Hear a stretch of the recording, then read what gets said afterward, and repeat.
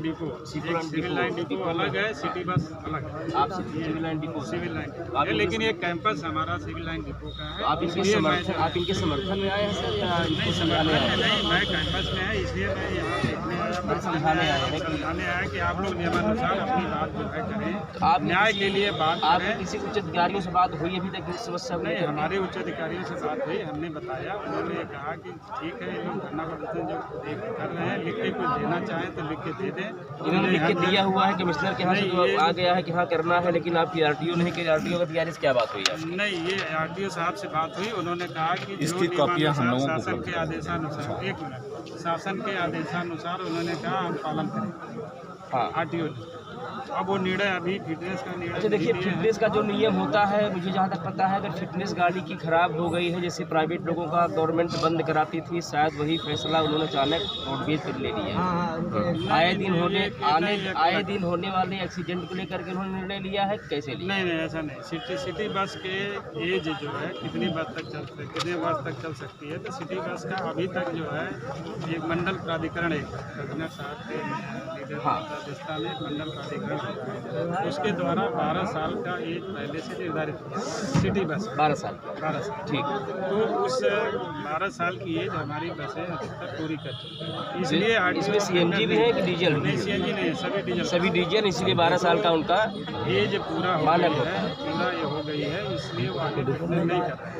हम लोग अनुरोध कर रहे हैं, जैसा कमिश्नर साहब ने भी लेटर लिखा है कि हम लोग कहाँ जाएं, 15 साल की बसों के 15 साल तक के लिए फिटनेस किया गया है, इस पर विचार किया जाए। बनारस में हुआ है? बनारस में हुआ, ये जानकारी मिली है, वहाँ बसें चल रही हैं, सब साथी बसें चल रही हैं।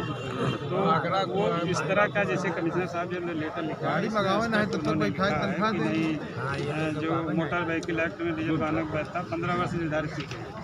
ये तो वही जो मेरे पास है। हाँ, उसी को मैं ठीक है, 15 वर्ष निर्धारित। इसको भी बोल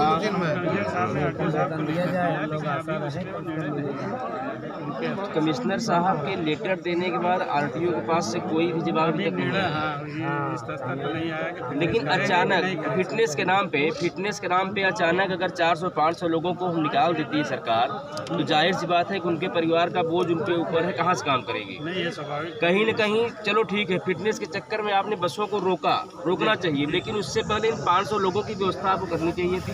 नहीं, ये नियमानुसार इनकी मांग जो है जायज़ है, लेकिन ये नहीं जायज़ है। मैं फिटनेस को बंद करने के पहले की बात बोल रहा हूँ। आरटीओ या गवर्नमेंट उत्तर प्रदेश सरकार को भी सोचना चाहिए था कि हम जिन 500 बसों को रोक रहे हैं, उनके 500 बसों के 1000 लोग कहाँ जाएंगे? ड्राइवर से लेकर कंडक्टर 1000 लोग कहाँ जाएंगे? अभी जो है फिटनेस कराने का प्रयास चल रहा है।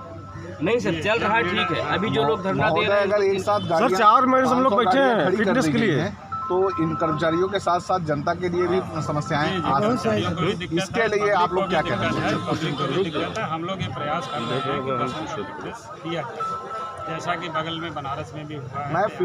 मैं पर्सनल अगर बात करूं, व्यक्तिगत स्तर पे अगर देखा जाए तो इन बसों से लगभग लाखों लोग रोज यात्रा करते हैं, तो उन लोगों के लिए आप लोगों ने क्या किया है? नहीं, उन लोगों के लिए अभी की जो व्यवस्था में है कि जो 50 AC बसें आई है, इलेक्ट्रिक बसें आई है, इससे सुविधा दी जा रही है, लेकिन फिर भी ये है कि सुविधा कम पड़ रही है। ये हम लोग इसीलिए कमिश्नर साहब से अनुरोध किए थे, कमिश्नर साहब ने लिखा है आरटीओ साहब से कि नहीं, इसका फिटनेस के लिए विचार किया जाए। हम लोग आत्मदाह की भी सूचना आई है कि आप लोगों ने इन लोगों ने आत्मदाह के लिए शासन को लेटर भेजा है। नहीं, ये जानकारी तो नहीं है, लेकिन आत्मदाह किसी समस्या का हल नहीं महोदय यह कथन आत्मदाह करें, लेकिन ये है कि अपनी मांग को, अपने न्याय के लिए बात करते रहना चाहिए। सर 2 शब्द कहना चाहेंगे हम अपने कर्मचारियों की तरफ से। आपका नाम बता दीजिए। चिन्मय पांडे, शाखा अध्यक्ष कर्मचारी। चिन्मय पांडे जी, चिन्मय झूसी महानगर से। सर जैसा कि हमारे सर कह रहे हैं कि सिटी बस अलग है, रोडवेज अलग है, तो ये बताएं कि पहले हम बेसिक चीज की बात करना चाहते हैं कि ये पहले भेजा गया है, हमारी भर्ती निगम ने की, सिक्योरिटी मनी रोडवेज ने हमसे ली, EPF रोडवेज ने काटा, पेमेंट रोडवेज ने जारी की, बीमा रोडवेज ने काटा तो हम रोडवेज के क्यों नहीं इसको पहले सिद्ध किया? पहले भी भेजा गया। और दूसरी चीज, यदि हमें हमारे अधिकारी बीमा महोदय आपका पर्सनल व्यक्तिगत परिवार का हुआ है या नहीं, पूरे चालक बीमा होता है, सबका होता है एक साथ विभाग से। मैं समझ रहा हूँ। हाँ अच्छा संजय जी आप थोड़ा सा हाँ सर जी, दूसरी बात कि जैसा कि हमें कभी कभी आश्वासन मिलता है कि फला महीने में सीएनजी बसें आएंगी तो आप जाएंगे उस पर। अब उससे पहले हम आपको एक और प्रकरण बता रहे हैं। इसके पहले जो हमारे TKS बिसेन साहब प्रबंधक थे, उन्होंने मीटिंग में वार्ता में हम लोगों से यही कहा था कि जब वो AC बसें आएंगी PMI वालों को, हम लोगों ने आप लोगों को ड्राइवर कंडक्टरों की लिस्ट भेज दी है। PMI क्या होता है? ये जो महानगर बस चल रही है, कॉन्ट्रैक्ट लिया है। सिटी बैटरी बस। प्रबंधक साहब क्या नाम है? अभी प्रबंधक साहब त्रिवेदी साहब हैं, उनका क्या कहना है? वो अभी तक वार्ता करने ही नहीं आए। आपसे इनके माध्यम से कुछ बात हुई? अभी कुछ नहीं सर, भी अभी आ रहे हैं। तो सर भी ये तो और अच्छी बात है कि भी आ रहे हैं, तो जो भी बात हमारे तो सामने हम ये कह रहे हैं कि ठीक है, यदि आप नहीं आप फिटनेस लोग करा- अपनी मांग बोलिए। हमारी मांग ये है, सुनिए एक मिनट, हमने 4 कारण निगम के बताए। आप मांगो। अब आप हमें हमारी मांग ये है कि आप गाड़ी फिट कराएं या न कराएं, ये हमारे उच्च अधिकारियों का देन वो है, कार्य क्षेत्र है। हमारा रोजगार कैसे चलेगा, हमारा घर कैसे चलेगा, इसको बताएं। इस पे तो आपको सोचना पड़ेगा, आपको थोड़ा सा सूचना देना पड़ेगा। या अधिकारियों तो को भी। जो निगम में खाली पद पड़े हैं चालक परिचालक के, उनमें समायोजन किया जाए। आप मांग बताइए। मांग हमारी पहला मांग नहीं आ रही है तो हम निगम में समायोजन किया जाए, पहला मांग निगम में समायोजन किया जाए। नहीं व्यवस्था हो रही है। दूसरी मांग, यदि आप हमें आश्वासन देते हैं कि फला महीने में बस आएगी CNG, तो जितने दिन ये कर्मचारी बैठे रहेंगे, दैनिक जीवन जीने के लिए एक न्यूनतम वेतनमान उनको देते रहिए। जैसे जैसे आपकी बसें आएंगी, न्यूनतम वेतनमान या जो वेतन है वो हाँ, न्यूनतम जीवन चलाने के लिए। जीवन चलाने के लिए, चूंकि हम ये भी आप नहीं कहना संविदा चाहेंगे पे कि जब हमारे पास गाड़ी नहीं है। संविदा पे तीसरी मांग बताएं। तीसरी मांग ये है कि या तो आप हमें इसको क्लियर करें, इसको फिटनेस कराएं। तीसरी बात है ये है कि ये तो आप आपने पहले बोला है। हाँ, तीसरी मांग आपने पहला फिटनेस बोला है, दूसरा रोजगार के लिए, जीवन यापन के लिए बोला है, तीसरा बताएं। अब तीसरा यही है कि अब हमारे उच्च अधिकारी जो हैं इसको संज्ञान में लें, और वरना हम ऐसे ही आमरण अनशन पे बैठे रहेंगे, अपने हमारी बातों को ऊपर ले जाएं। माने आप जो है, तीसरी बात हो गई कि आपकी बात संज्ञान में ले, संज्ञान में नहीं ली जा रही है। इसके अलावा आप कोई मांग नहीं है। कोई मांग नहीं है। तो इसके बाद अगर आप कोई मांग नहीं है तो कैसे सरकार संज्ञान में लेगी? आप तो आपको बैठा के न्यूनतम दे भी देंगे। नहीं, न्यूनतम का मतलब ये है कि जब तक आपकी गाड़ी नहीं उपलब्ध हो रही है, और जैसे जैसे गाड़ी आए वैसे वैसे जो मूल वेतन है उसको दें। इसमें आपने जो लिखा है उसमें आप मांगे हैं जी। अंकित कार मतलब आप परमानेंट अंकित में नहीं है, जब ये निगम में डालेंगे, लेकिन आपने डिमांड में नहीं किया है ना। नहीं, जब निगम में आप डालेंगे संविदा पे ही काम करना चाहते हो। नहीं, हम 12 वर्ष गुजार चुके हैं। संविदा की नौकरी चली जा रही है। 12 वर्ष हमने गुजार दिया, ये हमारा लोगों को नियमित किया जाए। आपका 4 हो गया मांग। हाँ। पहला मांग हो गया गाड़ियों की फिटनेस हो या ना हो, हमको काम चाहिए। हाँ। दूसरा बात यह है कि जब तक काम नहीं मिल रहा तब तक आपको न्यूनतम कुछ न कुछ आपको जीवन यापन के लिए भत्ता या तनख्वाह के रूप में चाहिए जी। तीसरा मांग आपका ये है कि आप जो है संविदा पे हैं, आपको जो है 12 वर्ष आपने काम किया है, आपको परमानेंट किया जाए। हाँ। चौथी मांग आपने भी क्या बताया, मैं भूल गया, बताएं। अब इसको हमारे सरकार को संज्ञान में चाहिए। ठीक है, ये हो गया। अभी जो साहब आए थे, इनका क्या नाम? चंद्रभान राम, श्री चंद्रभान राम। चंद्रभान राम जी को यहाँ पे किसी अधिकारी ने भेजा है? हाँ, ये हमको लगता है प्रबंधक त्रिपाठी जी ने भेजा, त्रिवेदी जी। अभी आप लोग इनसे बात नहीं हुई? नहीं, भी नहीं हुई है। अभी आप लोग एक बार इनसे और बात करिएगा। हमारी बात उनकी हो गई हो, आप उनसे बात नियमित करें ना। हमें आप आत्मदाह करने का प्रयास आत्मदाह करने का। बाकी आपकी बात ऑफिस तक पहुँचे पहुँचेगी, अधिकार तक पहुँचेगी। समय लगता है, 500 लोग हैं, 1000 लोग हैं, एक दिन फैसला नहीं होता है, लेकिन उसके पहले कुछ निर्णय सरकार को लेना चाहिए था। आप बैठे हैं, उसका तनख्वाह देगी कि नहीं देगी?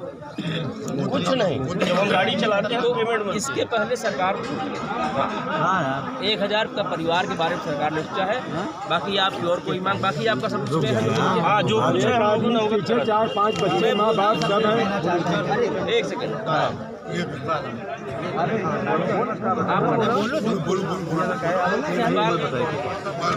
ये पर्चा लाना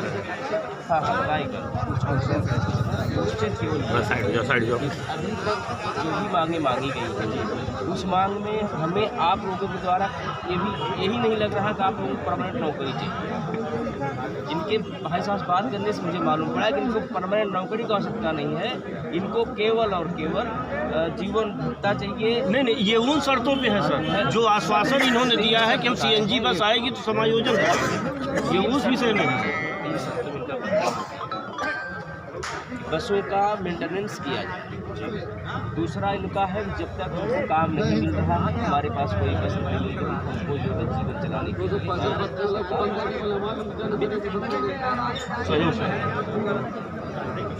तीसरा इनका है कि हमारे उच्च अधिकारी हमारी बात को माने, ये इनका 3 घंटा और नियमित करें। 12 वर्षों से मेहनत कर रहे हैं। ट्रांसफर वाला भी बोलिए, उस पर ट्रांसफर के लिए इनकी मांगे बिल्कुल जायज़ हैं, जो भी हैं। तभी आया हूँ जी, मैं आपके लिए ही आया हूँ, सरकार के लिए नहीं आया। जी, मैं बहुत आपका धन्यवाद करता हूँ कि आप हमारे लिए आए, हमारे सहयोग कर रहे हैं। हमारे सभी कर्मचारी भाई आपके आभारी हैं। हम सरकार से ये चाहते हैं कि जैसे हम लोगों को 9 साल से आश्वासन दिया गया जो काम कर रहे हैं, कि आप लोगों को आगे चल के नियमित कर दिया जाएगा। नियमित का कोई प्रोसीजर ही नहीं चला आज तक। संविदा की नौकरी की गई, 2 साल के बाद नियमित कर दिया जाता है। उसके बाद ये सारी गाड़ी को फिटनेस खत्म हो रही है, सबको बैठा दिया जा रहा है, इनका कोई वेतन भत्ता नहीं दिया जा रहा है। हम ये नियमित के लिए तो लड़ाई लड़ ही रहे हैं, लेकिन वर्तमान समय में किस स्थिति में हमको लाके छोड़ दिए हैं, ये सरकार को सोचना चाहिए। तो स्थिति बहुत ही दयनीय है। जैसे कि लग रहा है जैसे कि बच्चों को आप जो है कहीं ले जाइए समंदर में छोड़ी तैरने के लिए, कहाँ तैर पाएंगे? जी, हालत तो बहुत ही खतरनाक और बहुत ही भयंकर है, क्योंकि 1000 ड्राइवर और चालक के पीछे, कंडक्टर के पीछे 5 परिवार जोड़ के 5000 लोगों की ज़िंदगी खतरे में है। जी, इसमें खतरे में है, मीन्स की जो है अंधेरे में है। जी, यहाँ पे खतरा आपने बोला अंधेरे में है। हाँ, भविष्य अंधकार में है। हाँ, तो उसके लिए आपकी सारी मांगें आपने भेज दी है, प्रशासन से बात करेंगे, हम भी अपनी बात पहुंचाएंगे। आप अपनी अधिकारी से बात करिए। आत्मदाह वाला फिर निवेदन कर रहा हूं, कोई ऐसी प्रक्रिया आप लोग मत करिए जिससे सरकार को। देखिए, हमें कोई शौक नहीं है, कोई अपनी जान नहीं देना चाहता, लेकिन यदि अगर हमारी मांगें पूरी नहीं की जाती, हमारे पास लास्ट विकल्प होगा आत्मदाह करने के लिए। भूखों मरने से अच्छा है कि आत्मदाह करके। आपने लेटर भेजा हुआ कहीं शायद? जी, राज्यपाल महोदय के पास, राज्यपाल जी के पास आपने। और हम लोगों को रोजगार, क्षणिक रोजगार नहीं, अस्थायी रूप से चाहिए। लेटर कहाँ है जरा? अस्थायी रूप से रोजगार चाहिए ताकि परिवार चल सके। आप लोगों से एक निवेदन करेंगे उत्तर प्रदेश 24 न्यूज़ की तरफ से, यूपी न्यूज़ 24 की तरफ से आप लोगों से निवेदन है, और सभी कर्मचारियों से हम लोगों का निवेदन है, कृपया आत्मदाह की कोशिश जरा भी न कीजिए। आप अपनी मांगों को सरकार तक पहुँचाएं, इसके लिए हम आपके साथ हैं, सरकार तक पहुँचाएंगे, लेकिन कभी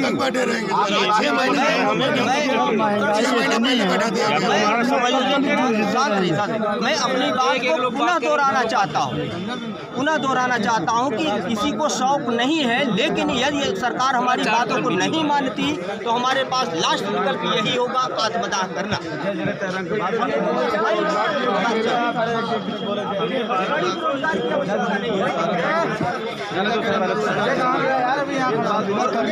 नियमित हो जाते हैं, 5 साल में नियमित हो जाते हैं। गवर्नमेंट ऐसी आई है कि न नियमित दिख रही है, न संविदा दिख रहा है।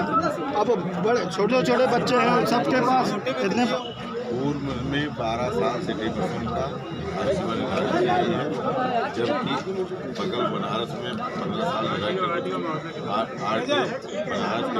महोदय, सिर्फ हम लोग इतना जानना चाहेंगे, आप कर्मचारियों के साथ हैं या बस का गवर्नमेंट के साथ हैं, सरकार के साथ हैं? मैं कर्मचारियों के साथ, सरकारी सरकार के साथ, दोनों के साथ।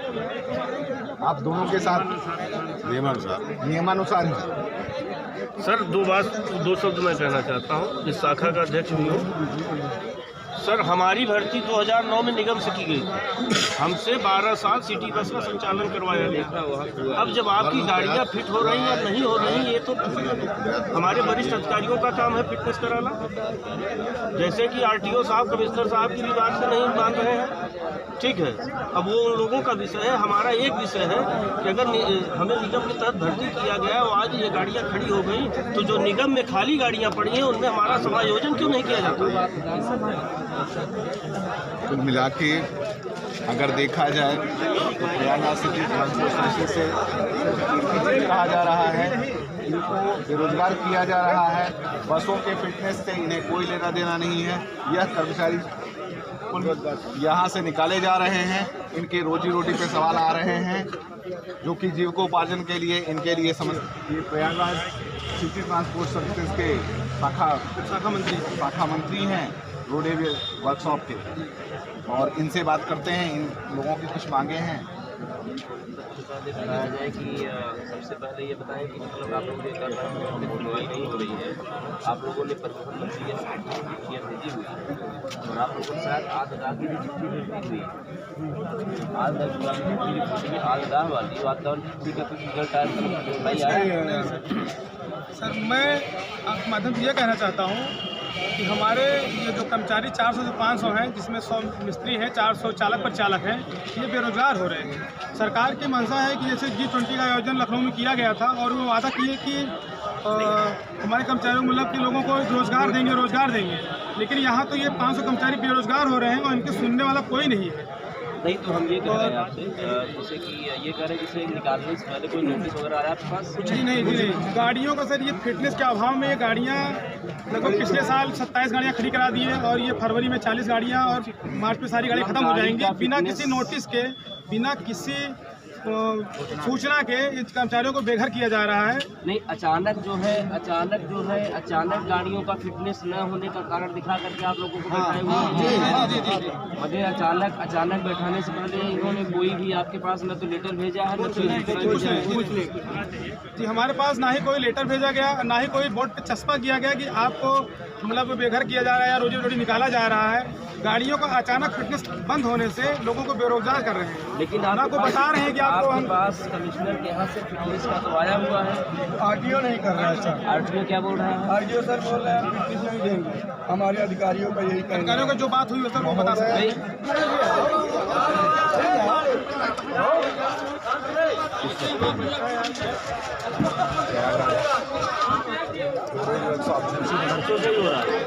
यहाँ के कर्मचारी भूख हड़ताल कर रहे हैं और इनकी कुछ मांग है अनिश्चितकालीन और आत्मदाह का इन्होंने यहाँ पे किया हुआ है। इनकी कुछ मांगे हैं, आइए हमारी बारी से बात करते हैं कुछ लोगों से। महोदय, आपके आने का बहुत बहुत धन्यवाद। आप हमारी जरूरतों को, हमारी मांगों को सरकार तक पहुँचाएँ। हमारा हम लोग 2009 से यहाँ भर्ती हुए। हमारा नाम मोहम्मद अशरफ है, मैं चालक के पद पे यहाँ पे कार्यरत हूँ और 2009 से हम लोग यहाँ पे भर्ती हुए हैं और हम लोगों का इन गाड़ियों का जो है फिटनेस अब ये कह रहे हैं ख़त्म होता जा रहा है और ये गाड़ियाँ ये लाइन बाई लाइन खड़ी होती जा रही हैं। अभी गाड़ियों का नाम ले रहे हैं, गाड़ियों के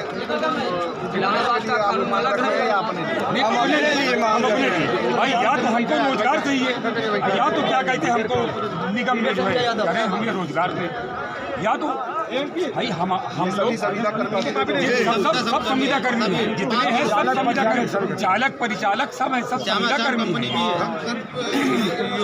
योगी जी से हम लोग आग्रह कर रहे हैं कि हम लोगों को क्या करें, हम लोगों को रोजगार दें।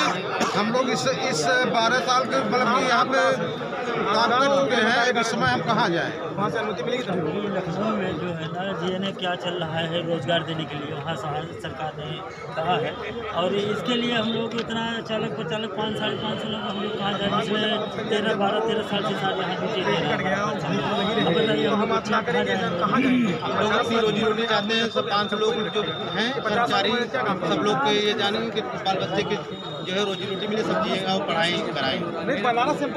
हम लोग सर 12-13 साल से नौकरी कर रहे हैं। अब 45-46 साल की उम्र में हम लोग कहाँ जाएं?